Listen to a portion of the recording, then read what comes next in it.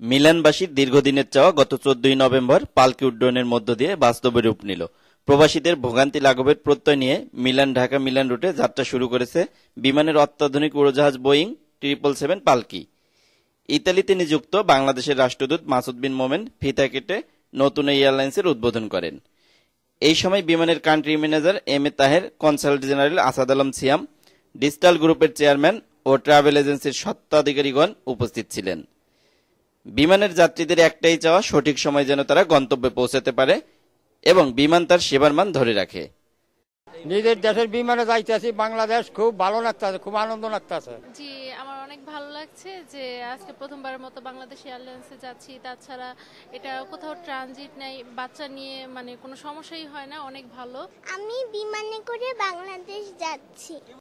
যাত্রীদের সেবা প্রদানের ক্ষেত্রে আগের তুলনায় আরও বেশি সচেষ্ট রয়েছে বিমান কর্তৃপক্ষ, এমনটি জানালেন বিমানের কান্ট্রি ডিরেক্টর।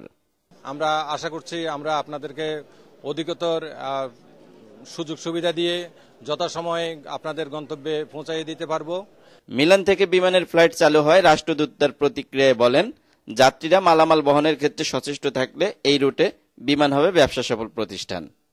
এখানকার জনগোষ্ঠীর অনেক দিনের দাবি যে মিলান থেকে একটি সরাসরি ফ্লাইট বাংলাদেশে যাবে এবং সেই জন্য আমি প্রথমে মাননীয় প্রধানমন্ত্রী, মাননীয় বিমানমন্ত্রী, পররাষ্ট্রমন্ত্রী সহ সকলকে ধন্যবাদ জানাচ্ছি। পালকির 419টি আসনের মধ্যে 307 জন যাত্রী নিয়ে প্রথমবারের মতো মিলান থেকে ঢাকার উদ্দেশ্যে তার যাত্রা শুরু করে। এই মাসে সপ্তাহে একটি ফ্লাইট চললেও আগামী মাস হতে মিলান থেকে সপ্তাহে 2টি ফ্লাইট পরিচালিত হবে। পালকিতে চড়ার মধ্য দিয়ে ইতালি প্রবাসী বাংলাদেশিদের দীর্ঘদিনের প্রত্যাশা পূরণ হলো। এই রুটের নতুন 777 বোয়িং বিমান মিলান থেকে ঢাকা 9 ঘন্টায় পৌঁছাতে সক্ষম হবে। এই সেবার মান ধরে রাখতে পারলে এই রুটে বিমান বাংলাদেশ এয়ারলাইন্স হবে একটি লাভজনক প্রতিষ্ঠান। মিলানের মালপেন্সা এয়ারপোর্ট থেকে ইমারত হোসেন ইমু, চ্যানেল আই।